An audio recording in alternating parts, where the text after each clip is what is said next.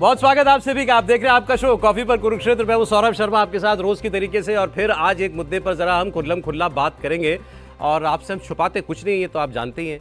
अब जब देश में इलेक्शन चल रहा है तो बात तो इलेक्शन के आसपास ही हम करेंगे, लेकिन इस बार थोड़ा स्पेसिफिक जाएंगे, थोड़ा यूपी में जाएंगे, थोड़ा यूपी के अंदर भी थोड़ा और घुसेंगे। यूपी के मुद्दे, यूपी का समाज, जो यूपी में अलग अलग जो समाज जिस तरीके से वोट कर रहे हैं, किस तरफ टिल्ट दिखाई दे रहा है। भाई हम सब जानते हैं ओबीसी समाज में इतनी जातियां, अपर कास्ट, दलित समाज जो है वो इस बार क्या, बहुत लोग कह रहे हैं कि इस बार दलित समाज ही है जो तय कर रहा है साहब यूपी में कौन जीत रहा है। ऐसे बहुत से लोगों का मानना है। और मायावती जी एक फैक्टर आती हैं जब भी हम दलित समाज की बात कर लेते हैं। तो अब ये सारी चीज़ें आज हम थोड़ा डिटेल में यूपी की कास्ट पॉलिटिक्स को भी हम लोग डिस्कस करेंगे, योगी साहब के काम को भी डिस्कस करेंगे। और ये सारी बातें करने के लिए आज रोज़ हम एक बहुत खास मेहमान को बुलाते हैं। तो आज हमारे जो खास मेहमान हैं वो असीम अरुण साहब हैं, उत्तर प्रदेश सरकार के मंत्री हैं, पूर्व IPS ऑफिसर हैं। बहुत स्वागत सर, आप हमारे प्रोग्राम में पहली बार आए। बहुत धन्यवाद आपका। शांतनु गुप्ता जी हमारे साथ हैं। शांतनु गुप्ता जी यूपी के एक्सपर्ट, योगी जी के एक्सपर्ट हो गए, मोदी जी के एक्सपर्ट लगभग हो चुके हैं, वो हमारे साथ है। और ये हमारे साथ हम देवेंद्र पाराशर जी तो हैं ही हैं। ये भारत सरकार और भारत की राजनीति दोनों के एक्सपर्ट हैं। तो ये आपको आज यूपी का हाल भी आपको बता देंगे। सर पहले मैं, आपने कभी मैं तो ऐसे कभी किसी IPS अफसर के सामने मतलब इतने इनफॉर्मली तो नहीं बैठा। अभी सर वर्दी में होते तो मेरा इंटरोगेशन हो रहा होता, लेकिन आज मेरे पास सवाल पूछने की ताकत है एक पुलिस अफसर से। कोट वर्दी के रंग का है। अरे हाँ, मेरा तो कोट भी वर्दी के रंग का है। तो डंडा भी आज आपके पास ही है। ये सर हमारे पास तो ये होता है। हाँ बस भाई, तो यही है हमारा दंड, तो यही है हमारा। सर पहले तो ये बताइए मजा ज्यादा किस में आ रहा है आपको? वो कौन से रोल में ज्यादा मजा आ रहा है? वो वर्दी वाले रोल में ज्यादा रौब था या मंत्री वाले में? रौब के चक्कर में तो जीवन में कभी पड़े नहीं, संतुष्टि के चक्कर में जरूर पड़े। और हमारी कोशिश हमेशा रही कि सिस्टम बनाओ, को झटपट काम करके दे दो, इससे संतुष्टि नहीं। तो पुलिस में कई तरह के सिस्टम्स बनाने का मौका मिला, 112 का, ATS का, special weapons and tactics, SWAT team वगैरह का। अब मैं समझता हूँ कि मैं अब प्रोजेक्ट मैनेजर नहीं हूँ, अब मैं पॉलिसी मेकर हूँ। ओके। तो जो काम हम एक प्रोजेक्ट पे करते थे, अब मेरे पास कम से कम 20 प्रोजेक्ट हैं, और उन 20 प्रोजेक्ट मैनेजर्स को काम करने का माहौल देना है, प्रोसेस यानी प्रक्रिया देना है, संसाधन देना है, पॉलिसी फ्रेमवर्क देना है। तो काम काफ़ी बदल गया है, काफ़ी विस्तृत हो गया है।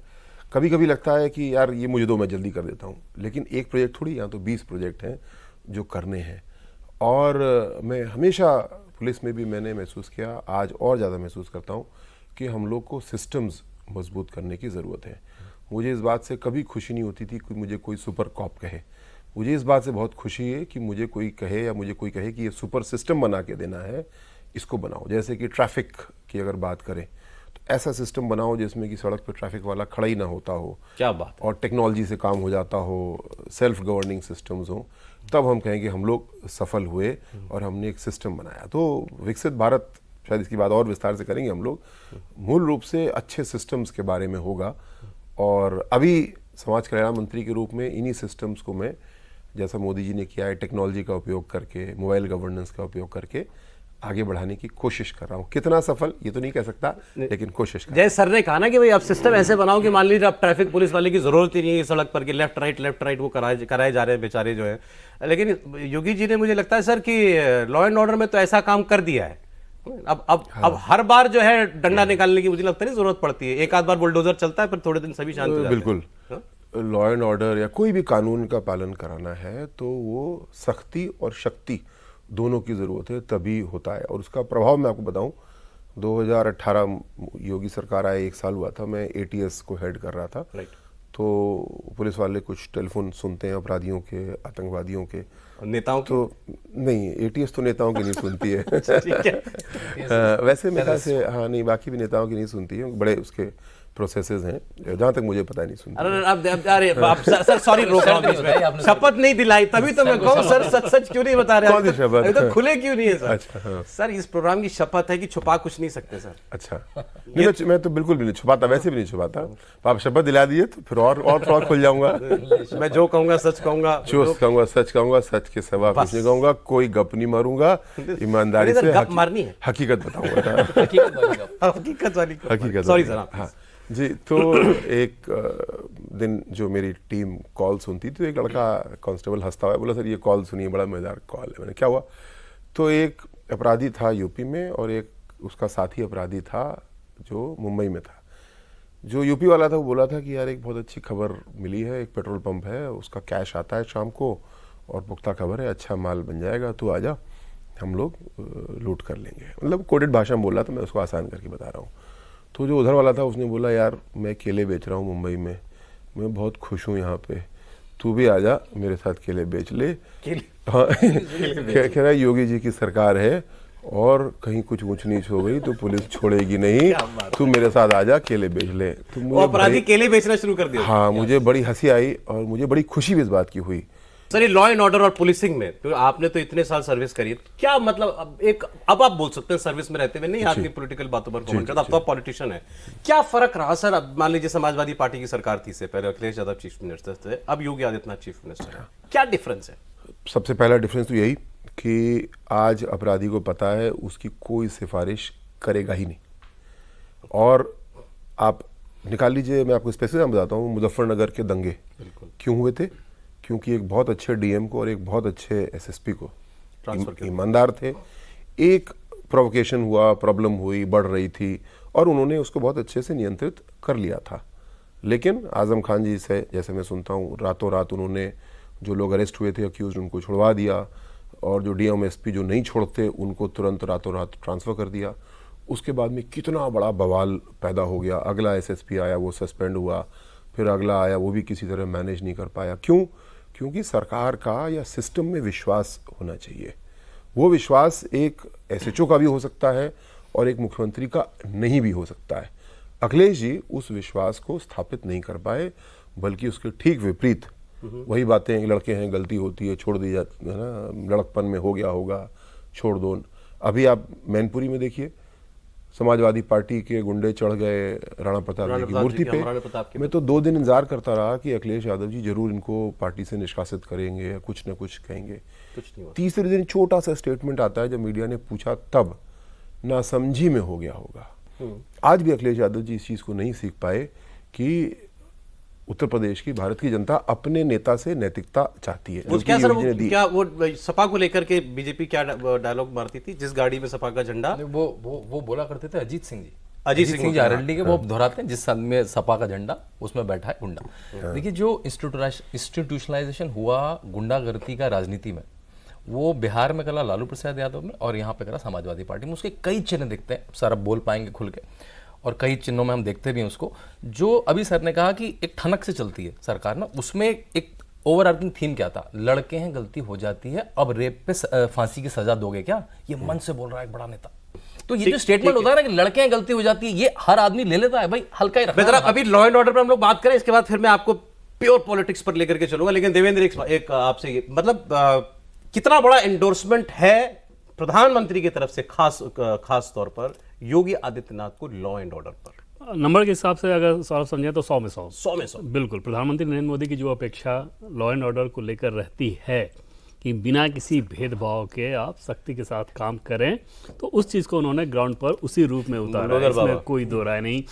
इस नैरेटिव को लेकर ज़रूर ये था कि बुलडोजर को आपको किस रूप में इस्तेमाल करना है, कितना करना है, नहीं करना है, वो एक अलग विषय ज़रूर रहा।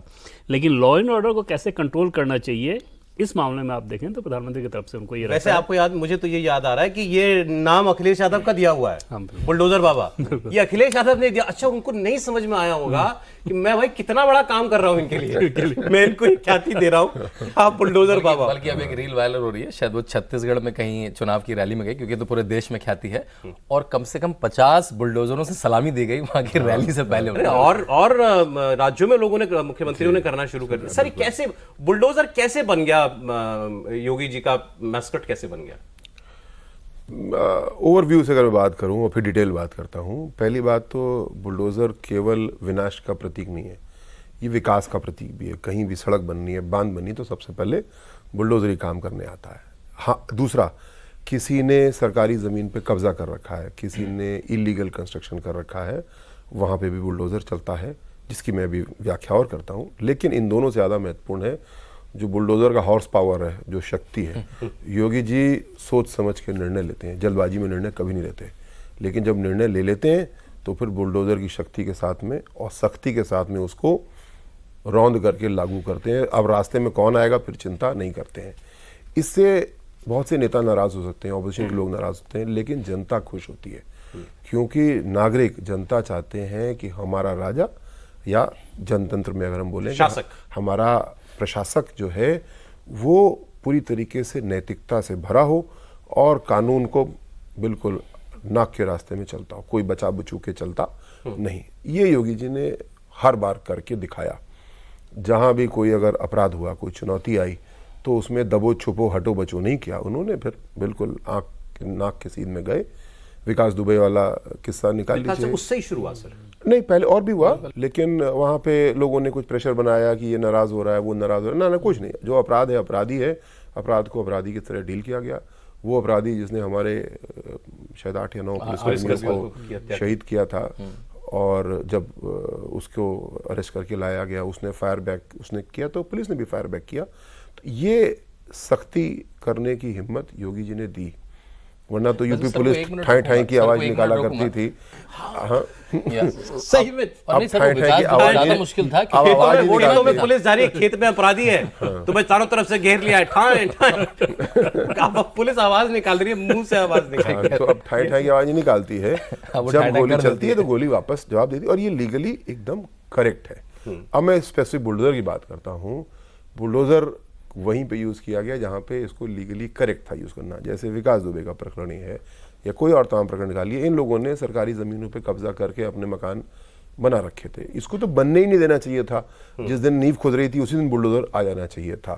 तो यहाँ पे क्लियर कट केस है, गलत है, और उसको बुलडोजर को प्रयोग किया गया। कुछ भी गलती होती तो सुप्रीम कोर्ट तक मामले गए थे, तो सारे मामले कोर्ट से खारिज हो गए। एग्जैक्टली। सर वैसे एक बात मुझे बताइए, जैसे अभी आपने कहा कि भाई अब नाक की सीध में चलता है लॉ एंड ऑर्डर जो है, जैसे हम फिल्मों में देखते थे कि मतलब कोई बड़ा अपराधी पकड़ा गया, वो जेल में लॉकअप में कह रहा है अभी आ रहा होगा तुमको फोन।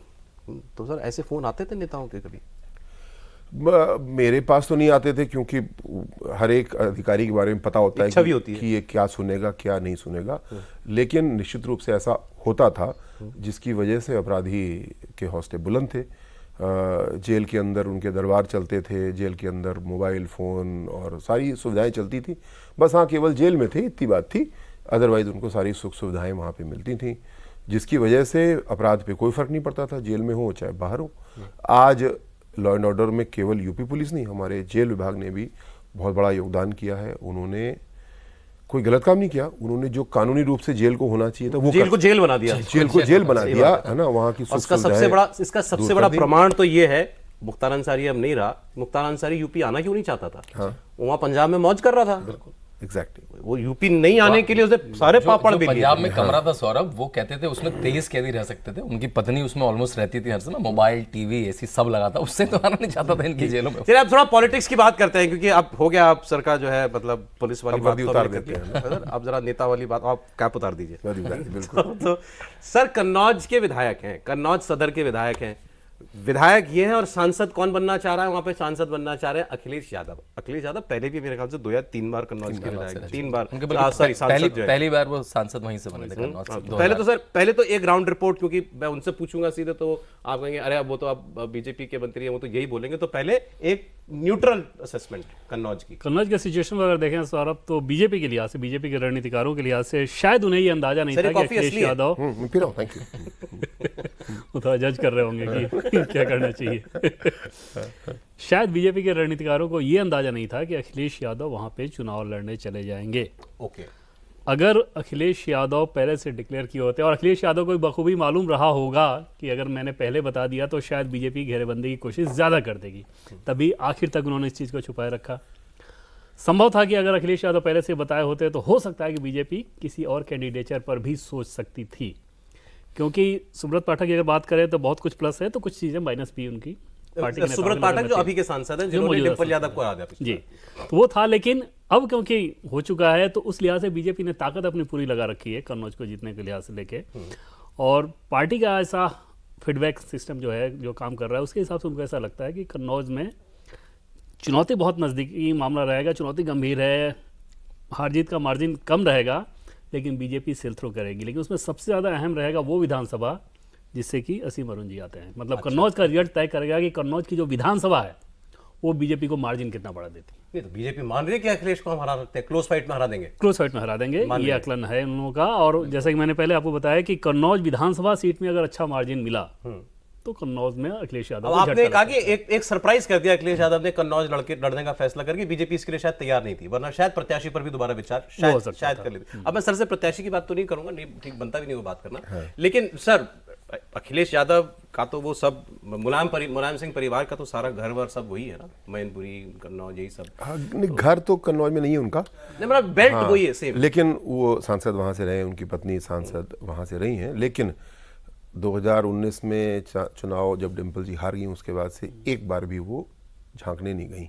और अखिलेश यादव जी भी अभी दोनों ही नहीं आए। हाँ, अखिलेश यादव जी पिछले 2-3 महीने से एक्सप्रेसवे से गुजरते हुए कहीं रुक गए, चले गए, ऐसा, जिसकी वजह से इंडिकेशन लोगों को मिल रहा था कि शायद चुनाव कन्नौज से लड़ सकते हैं। इतना उनका इंगेजमेंट 2019 के बाद से रहा है। क्योंकि आपने घर वाली बात कही तो मैं उसको स्पष्ट करूँ जी। नहीं तो अब कुछ तो सर मतलब मुझे उनके नाम पे नहीं तो मुलायम सिंह यादव जी के नाम पर कुछ तो एक ट्रेडिशन का भी कुछ वोट होता ना, वो ऐसा कुछ बचा ही नहीं बचा। इस बार अखिलेश यादव जी ने जो चुनौती स्वीकार की है वो केवल इसी बात की है कि उनकी व्यक्तिगत लोकप्रियता कितनी है। अखिलेश जी को ये 80,000 से 1 लाख का वोट कवर करना होगा अगर वो जीतना चाहते हैं, जो कि मुझे लगता है कि इतना व्यक्तिगत पॉपुलैरिटी वोट अखिलेश यादव जी का कन्नौज में नहीं है। होगा बहुत, 5,000 होगा, 6,000 होगा। आजकल तो सर यूपी से खबरें ये आ रही हैं कि अखिलेश यादव की सभा में लोग बेकाबू हो जा रहे हैं, मंच पर चढ़ जा रहे हैं। नहीं, ये तो बहुत पुरानी बात है, ये तो बहुत पुरानी बात है। आप 2012 में जब शपथ ग्रहण हुआ था मुख्यमंत्री का, तो आप याद करिए मंच पे क्या हुआ था।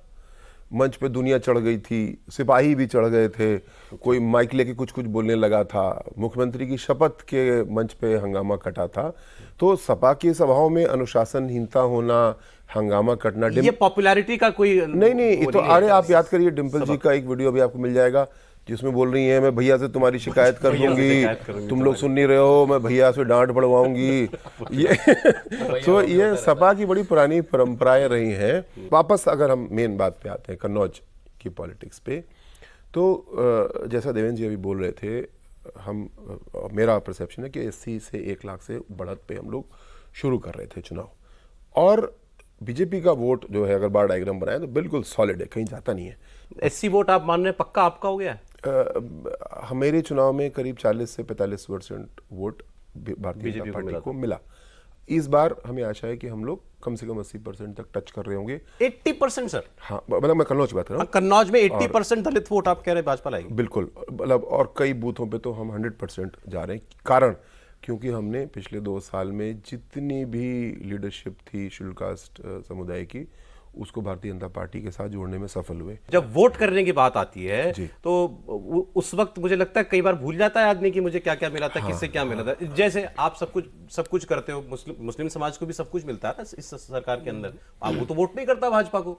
सिमिलरली लोग कहते हैं यादव समाज वैसा वोट नहीं करता आपको, जैसा कि अगर आइडियल सिचुएशन होती तो भाजपा चाहती, वैसा वोट नहीं मिलता है। ऐसे दलित समाज के लिए कहते हैं कि भाई मायावती का भी एक तबका तो पक्का है। हाँ। नहीं, हाँ बिल्कुल सर, इसमें कोई दो राय नहीं। और एक चीज जरूर सर से जानना चाहिए कि जो आरक्षण को लेकर अपोजिशन नैरेटिव चला रहा है कि आरक्षण खत्म कर देगी बीजेपी और 400 नंबर इसलिए दावा किया जा रहा है, क्या ग्राउंड पे इसका कोई असर नजर आता है, एक भ्रम फैलते हुए या कोई डर लोगों के अंदर? क्योंकि बिहार का चुनाव हमने देखा था 2015 में बीजेपी ने इसी तर्क पे गंवा दिया था। ये कोई नया नैरेटिव ऑपोजिशन का नहीं है, ये बहुत पुराना नैरेटिव है कि भाजपा आएगी तो संविधान खत्म कर देगी, भाजपा आएगी तो आरक्षण खत्म कर देगी। उसको इस बार भी प्रयोग किया जा रहा है, लेकिन ये केवल सोशल मीडिया के लेवल तक की चीज़ है और इंडी गठबंधन उसको बार बार रिपीट कर रहा है, जिस वजह से वो नोटिस हुआ। अन्यथा आप गांव में जाके बात करते हैं तो सब लोग इस बात को जानते हैं अच्छे से, और जो तर्क है उसको भी जानते हैं कि संविधान को तो सबसे ज़्यादा नुकसान कांग्रेस ने पहुंचाया। जैसे समीक्षकों का ये मानना था कि पहले दौर के बाद शायद बीजेपी को ये रियलाइज हुआ कि यार ये जो अपोजिशन का नैरेटिव है ये शायद कहीं कहीं सीप इन कर रहा है, ये कहीं पहुंच रहा है, तब उसका काउंटर शुरू किया। खासकर वो अमित शाह के फेक वीडियो के बाद, जब फेक वीडियो आप एक अपने मुख्यमंत्री से, सिटिंग तेलंगाना के मुख्यमंत्री से आप एक होम मिनिस्टर का फेक वीडियो लगाते हैं, तब मेरे ख्याल से प्रधानमंत्री उसका जवाब भी देना जरूरी समझा कि भाई ऐसे नहीं चुनाव चलेगा, क्या फेयर रूल्स पे खेलिए, आप बिल्कुल फेक वीडियो अमित शाह का चला दे रहे हैं, लोगों को नहीं समझ में आएगा, तो मेरे ख्याल से काउंटर देना भी। अरे सर, जो अभी जैसे हम वोट बैंक की सामाजिक वोट की बात कर रहे थे, सर ने दलितों की बात की, तो आपको अभी भी लगता है कि किसी पार्टी के या किसी पर्टिकुलर नेता के कास्ट वोट अभी भी कॉन्क्रीट में काफी डाइल्यूट हुए? जैसे मैं पहले भी आपसे कहा था, जैसे जैसे आपकी गवर्नेंस बढ़ती जाएगी, आपको राशन, आपको पुलिस में कंप्लेंट आपके कास्ट के बाहुबली की वजह से नहीं मिल रही है, क्योंकि गवर्नेंस अच्छी है, तो आइडेंटिटी की जरूरत ही खत्म हो जाएगी। देखिए, पिछली बार 19 में बसपा सपा साथ थी, तब जाके भी डिंपल नहीं जीत पाई थी, और अभी सर कह रहे हैं हम 1 लाख से शुरू कर रहे हैं, तो अब तो बसपा ने पिछली बार 10 सीटें जीती और सपा ने 5 जीती, यानी कि बसपा का वोट ट्रांसफर नहीं हो रहा सपा को, और बसपा आपके भी वोट शेयर लूज कर रही है। जब वो वोट शेयर लूज करेगी तो वोट कहाँ जाएगा? वो सपा पे तो गठबंधन में भी नहीं गया, जब गठबंधन में नहीं गया तो अगेंस्ट में तो कभी नहीं जाएगा, तो वोट कहाँ पे आ रहा है? वो वोट भाजपा को आ रहा है। जैसे ही बसपा वोट शेड करेगी, अपना जाटव, नॉन जाटव, दलित जो भी वोट शेड करेगी, वो खास सीधे सीधे भाजपा को आ रहा है, इसलिए मुझे इनके तर्क पे बल लग रहा है। नहीं तो आप और अखिलेश यादव की इंडिविजुअल पॉपुलैरिटी, देखिए पॉपुलैरिटी होगी ना, ठीक है, उनका 5-10 हजार वोट कर देंगे, अगर मान लिया 5-10 हजार वोट बस। नहीं, इतना क्योंकि उनके मार्जिन आने से बढ़ जाएगा, ये बढ़ जाएगा उनके मार्जिन से, बढ़ जाएगा, मैं कह रहा हूं 5,000 वोट मिलेगा, बढ़ जाएगा। वही मैं कह रहा हूं, उनके आने से इतना ही फर्क पड़ेगा बस। पिछली बार में डिंपल ही लड़ी थी, देखिए परिवार का लड़ना, पत्नी लड़ रही है आपकी, ऑलमोस्ट आपकी मतलब बिल्कुल ऑल्टर ईगो लड़ रही है। भैया लड़ रहे हैं, भैया। हाँ, तो भैया है वो, भौजाई भी कुछ कम नहीं थी, तो भैया भैया वहां ने बैठे रहते यही थे। चुनौती ली है, और ये चुनाव इसी बात को प्रमाणित करेगा या नेगेट करेगा कि भारतीय जनता पार्टी ने जो काम किया, जो हमारा सॉलिड वोट है, जिसमें जैसा आप बोल रहे हैं कि नया वोट हमारे साथ बहुत सारा जुड़ा है, क्या धर्म, क्या जाति, क्या संप्रदाय, सब लोग जुड़े हैं केवल काम की वजह से। जो परिवर्तन हो रहा है, यादव को माना जाता था कि ये सपा के पारंपरिक वोटर हैं, उन्होंने कहा कि नहीं, हम सपा के पारंपरिक वोटर नहीं है, मेरे लिए जो अच्छा काम कर रहा है, जो गवर्नेंस अच्छी दे रहा है, जो परफॉर्म अच्छा कर रहा है, मैं उसके साथ में हूँ, उसके साथ में वो आ गए। ये एक परिष्कृत लोकतंत्र की निशानी है, जिसकी ओर पूरा देश बढ़ रहा है। मोदी जी ने इसको बढ़ाया। आपने कहा कि अब वो दौर गया कि दलित मतलब मायावती का वोटर हो गया, यादव मतलब यादव परिवार का वोटर हो गया। एग्जैक्टली, आप देखिएगा 4 जून को ये आंकड़ों में हमको दिखेगा। लेकिन मैं साथ साथ ये भी कहूंगा, इसका मतलब ये नहीं होगा कि बिल्कुल अब ये वोट 100% यहाँ से खांचा निकाला, यहाँ फिट कर दिया। हाँ, नहीं, वो फ्री वोटर हो रहा है, और ये फ्री वोटर होना चाहिए। सर, आपकी अखिलेश यादव से मुलाकात है कोई? मेरी अखिलेश यादव जी से पुलिस में रहते हुए तो मुलाकात है। उन्हें वही तभी का पूछ रहा हूँ। अब राजनीतिक जीवन तो में कोई किस्सा सुनाइए ना, एक योगी जी से मिलने वाला कोई किस्सा और एक अखिलेश यादव से मिलने वाला कोई किस्सा। नहीं, वैसा किस्सा तो नहीं, पर एक किस्सा बहुत रोचक है, अभी तक किसी को मैंने बताया नहीं है, आपके शो के लिए एक्सक्लूसिव होता है। बिल्कुल है, जब 2017 में अखिलेश जी का प्रचार अभियान शुरू हुआ, तो एक लाल रंग की शायद मर्सिडीज की बस है, आपने देखा होगा, अभी वो यूज करते हैं। अरे वो मर्सिडीज की, ये नहीं मुझे पता। हाँ, कुछ है शायद, उनकी साइकिल भी मर्सिडीज की, बस भी मर्सिडीज की।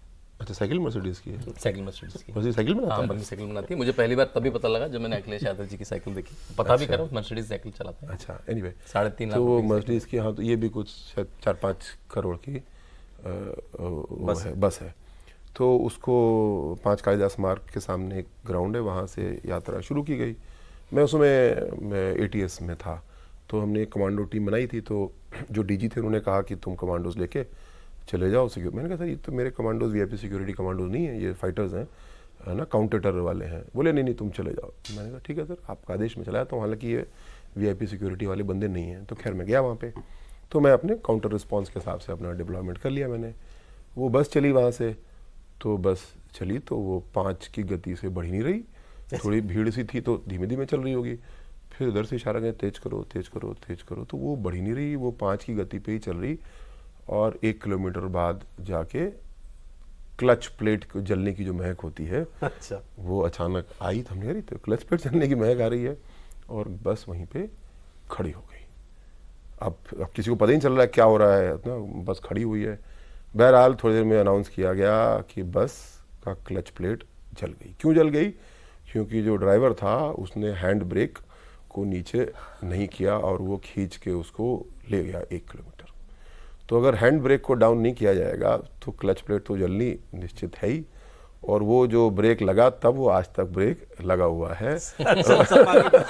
सपा की बस पे ब्रेक लग जो गया। बस हैंड ब्रेक लगा के जो गाड़ी चला बस रहे हैं। अटक गई वो अटक गई, वो आगे नहीं बढ़ी। क्यों?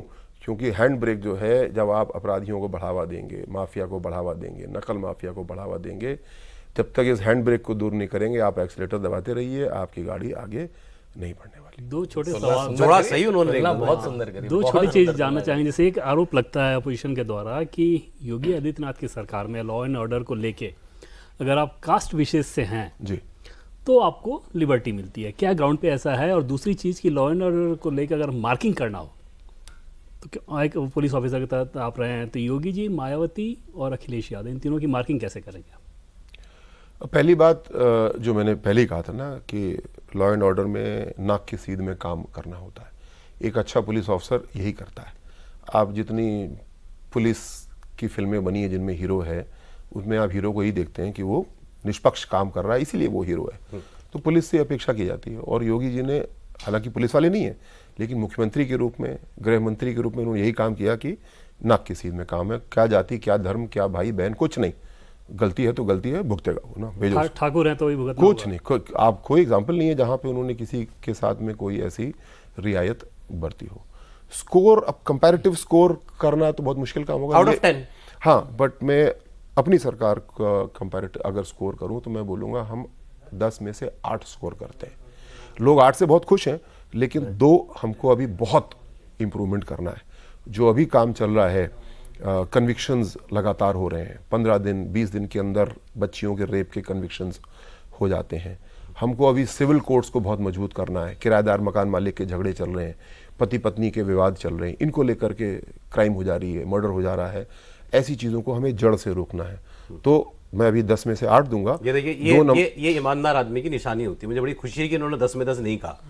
तो नहीं, अगर 10 कोई और नेता होता तो वो 10 में 10 ही बोलता। नहीं, 10 में 10 बोलेंगे तो मतलब कि अब इंप्रूवमेंट का स्कोप खत्म हो गया।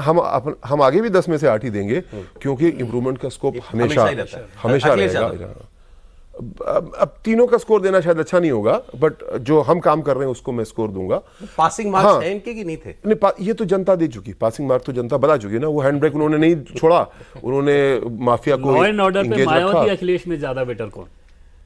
निश्चित रूप से मायावती जी इस मामले में, लॉ एंड ऑर्डर के मामले में काफ़ी हद तक योगी जी के जैसे काम करती थी, लेकिन बोलूँगा काफ़ी हद तक ही। क्योंकि लॉ एंड ऑर्डर केवल स्ट्रीट क्राइम नहीं है, लॉ एंड ऑर्डर करप्शन भी है ना। लॉ एंड ऑर्डर कहीं पे कोई जुलूस निकल रहा है, उसकी व्यवस्था कैसे हो रही है, ये भी लॉ एंड ऑर्डर है। योगी जी पहले मुख्यमंत्री हैं और शायद देश के अकेले मुख्यमंत्री होंगे जो हर त्यौहार से पहले डीएम एसपी सारे अधिकारियों की एक वीडियो कॉन्फ्रेंस करते हैं।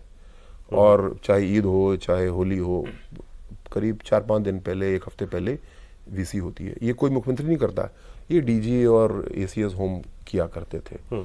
एक एक चीज़ पे ध्यान देते हैं कि ये नियम है, डीजे जुलूस में अगर आएगा तो जो वॉल्यूम है उससे ज़्यादा नहीं होना चाहिए, जुलूस में कोई हथियारों का प्रदर्शन नहीं होना चाहिए। जब मुख्यमंत्री बोलता है ये काम डीएमएसपी को, फिर डीएमएसपी अपने अधिकारियों को बताते हैं, तो फिर किसी की मदद नहीं योगी है। जी ने कोई ये गड़बड़ अभी हो। कहा है रिसेंटली कि अपनी एक सभा के अंदर, यूपी में दंगे नहीं होते। चलिए, ये बात वो हम कहते ही हैं। फिर उन्होंने कहा कि अब सड़क पर नमाज नहीं पढ़ी जाती यूपी के अंदर, अब मस्जिदों में लाउड स्पीकर जो है हमने उतार दिए। कितनी रियलिटी है सर इसमें? केवल मस्जिद नहीं, सभी, उन्होंने कहा हाँ, सभी धर्म स्थलों पे पुनः नियम तो ना किसी लागू पड़ना पड़ेगा ना। मंदिर का नियम अलग, मस्जिद का नियम अलग नहीं हो सकता। तो नियम को पूरी सख्ती के साथ में लागू किया। बैकग्राउंड इसका ये एक हाईकोर्ट का ऑर्डर भी था जिसका कंप्लायंस होना था। उस कंप्लायंस को पिछली सरकारें करती नहीं थी, कागज में झूठ मूठ लिख देती थी। अब ये कि लाउडस्पीकर बहुत जगह पे उतरे हैं और बहुत जगहों पे नियंत्रित वॉल्यूम में लाए गए। इसका लॉ है 80 डेसिबल, 120 डेसिबल, ऐसे करके अलग अलग क्षेत्रों के हिसाब से बना हुआ है। उसका पालन किया जा रहा है। जहां नहीं पालन किया जाता है ना, मेरा सबसे प्रिय डिपार्टमेंट डायल 100 112 था। मुझे इस बात से बड़ी खुशी होती थी कि रात को 10:05 पे बच्चे स्कूल के फ़ोन करते थे कि अंकल मेरा एग्ज़ाम है, या एग्ज़ाम नहीं भी है तो बगल में डीजे बज रहा है, वहाँ पे शादी हो रही है, वहाँ पे कोई धार्मिक कार्यक्रम हो रहा है और उसको बंद कराइए। बच्चा हमारा जागरूक है उत्तर प्रदेश का, उसको 10:05 पता है कि उसका अधिकार है कि अब आसपास ध्वनि प्रदूषण नहीं हो सकता। और पुलिस की गाड़ी में केवल 3 लोग जाते हैं और जाकर के उसको बंद करा के चले आते हैं जहाँ पे 1000 लोग की पार्टी चल रही होती है। ये होता है लॉ एंड ऑर्डर जो कि आपने योगी जी ने 112 की आपने याद दिलाई, तो आज दिल्ली में भी 112 कॉल हुआ है एक केजरीवाल जी के घर से 112 कॉल नहीं हुआ था, स्वाति मालीवाल ने किया। तो खैर तो 112 बड़ा खतरनाक है सर। देखिए, सर अब सर क्योंकि नहीं, अब ये सर समय की थोड़ी सिस्टम्स की बात है ना। पहले पिछली सरकारों में पुलिस को बुला पाना एक टेढ़ी खीर थी। जब डायल 100 का हम लोगों ने प्रोजेक्ट शुरू किया, अलीगढ़ से मैंने एक छोटे रूप से किया, बाद में और हम लोग उसको आगे बढ़ाते गए। अब किसी को कोई पुलिस चाहिए होती तो कोई एसएसपी का नंबर नहीं मिलाता है, वो 112 मिलाता है और पुलिस आती है और 8 मिनट के अंदर पहली गाड़ी हमारी पहुंच और जाती आपको है। पता है जिले जिले में कंपटीशन है ये कि किसकी कितनी है। मैंने एक बार अपनी किताब में लिख दिया तो मुझे एसपी का फोन आया, भाई हम नंबर 3 पे। मैंने कहा सर जब मैंने 3 महीने पहले किताब लिखी थी तब आप नंबर 3 पे थे। तो हर डीएम एसपी में कंपटीशन है। अरे सर फाइनल कमेंट आपका, यूपी में कितनी सीटें आ रही हैं? अब जैसे आपने ईमानदारी से 10 में से 8 नंबर लॉ एंड ऑर्डर वाले दिए ना, ऐसे ही ईमानदारी से सर। ये ईमानदारी से मैं जवाब इसका दूंगा 4 जून को। नहीं सर उस दिन तो जवाब इलेक्शन कमीशन दे देगा। नहीं, अभी ईमानदारी दूसरा जवाब दूंगा, क्योंकि 80 में से 80 हमने एक टारगेट रखा है, उसको लेकर के हम काम कर रहे हैं। और मुझे विश्वास है कि अगर हमारी सारी योजना सफल हुई, हमारे सारे परिश्रम अपने सही रास्ते पे हैं, तो हमको 80 में से 80 का समर्थन ज़रूर मिलेगा। ये मुश्किल टास्क हमने लिया है, लेकिन संभव टास्क है। उस टास्क को लेके हम लोग काम कर रहे हैं। अच्छा अमूल साहब, बहुत मजा आया आपसे बात करके sir, thank you so much. बहुत धन्यवाद। पहचान सुपर कॉप की थी और आज मेरी मुलाकात तो सर से पहले ही हुई है। अब एक सुपर कॉप से कमिटेड पॉलिटिशियन मैं कहूंगा, कमिटेड है अपने काम के प्रति, ये तो बिल्कुल साफ सभी की बातों में दिखाई दिया। बहुत शुक्रिया सर, शांतनु जी बहुत शुक्रिया, आपका देवेंद्र बहुत शुक्रिया।